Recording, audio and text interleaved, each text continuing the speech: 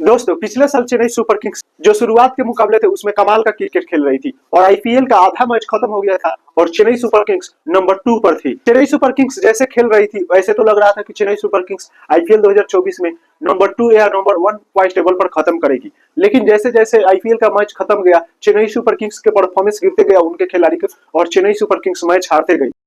Chennai super Kings जो पहले के 7 मुकाबले थे उसमें से 5 जीत गई थी, लेकिन जो रिटर्न मुकाबले थे उसमें से 7 में से 2 ही मात्र चेन्नई सुपर किंग्स जीती। और जो लास्ट मैच था चेन्नई सुपर किंग्स और आरसीबी का, अगर आरसीबी जीतती तो फिर आरसीबी क्वालिफाई कर लेती और चेन्नई सुपर किंग्स जीतती तो फिर सीएसके क्वालिफाई कर लेती और वो मुकाबला आरसीबी जीत गई और आरसीबी क्वालिफाई कर ली। लेकिन चेन्नई सुपर किंग्स ऐसा नहीं लग रहा था कि चेन्नई सुपर किंग्स बाहर हो जाएगी आईपीएल 2024 में, क्योंकि बहुत अच्छे क्रिकेट खेल रही थी, लेकिन उनके खिलाड़ियों की परफॉर्मेंस गिरती गई और चेन्नई सुपर किंग्स आईपीएल 2024 के सेमीफाइनल से बाहर हो गई। टॉप 4 में जाने का जो सपना था चेन्नई सुपर किंग्स का वो टूट गया। लेकिन अब है आईपीएल 2025 की बारी और आईपीएल 2025 के लिए चेन्नई सुपर किंग्स एक बहुत अच्छी टीम बनाने की कोशिश की है।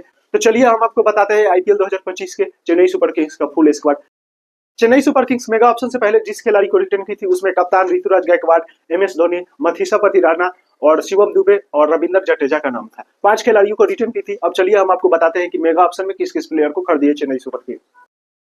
जो पहला खिलाड़ी है वो है राहुल त्रिपाठी। हम आपको मेगा ऑप्शन से पहले ही बताए थे कि राहुल त्रिपाठी के पीछे चेन्नई सुपर किंग्स जाने वाली है, क्योंकि चेन्नई सुपर किंग्स को पुराने खिलाड़ी बहुत पसंद होते हैं। और जो दूसरा खिलाड़ी है वो है डेविन कॉनवे। पिछले साल तो चोट के कारण नहीं खेले थे चेन्नई सुपर किंग्स में, लेकिन फिर से इन्हें चेन्नई सुपर किंग्स अपने टीम में शामिल की है।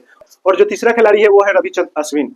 रविचंद्र अश्विन को फिर से चेन्नई सुपर किंग्स अपने टीम में वापस बना लिए। पिछले साल राजस्थान में खेल रहे थे लेकिन अब चेन्नई सुपर किंग्स में आ गए। उसके बाद रचिन रविंद्रा पिछले साल चेन्नई सुपर किंग्स के लिए खेल रहे थे और फिर से चेन्नई सुपर किंग्स इन पर भरोसा जताई है। उसके बाद खलील अहमद वापस आ गए हैं चेन्नई सुपर किंग्स में, पिछले साल दिल्ली कैपिटल में थे। उसके बाद विजय शंकर गुजरात टाइटल्स के हिस्सा थे, लेकिन अब चेन्नई सुपर किंग्स में आ गए हैं। उसके बाद सेम करन, हम आपको इनको भी बताए थे कि मेगा ऑप्शन से पहले आपको बताए थे कि सेम करन को Chennai super Kings mega option में अपनी टीम में शामिल करना चाहेगी। उसके बाद नूर अहमद को तो 10 करोड़ से ज्यादा में चेन्नई सुपर किंग्स खरीदी है अपनी टीम में। उसके बाद शशिक राशिद, अंशुल काम्बी, दीपक हुडा, गुरजापनीत सिंह, नेथन आइलिस, जेमी विनरटोन, कमलेश नागरकोटी, रामकृष्ण जोश, श्रेयस गोपाल, भोन स्पीडी, अंद्रित सिदार। दोस्तों चेन्नई सुपर किंग्स देखने में तो बिल्कुल कमजोर टीम लग रही है, लेकिन यह टीम बहुत तगड़ी है, क्योंकि ऐसे ही टीम बनाती है चेन्नई सुपर किंग्स जो देखने में तो खराब लगती है लेकिन परफॉर्मेंस एक नंबर की करती है।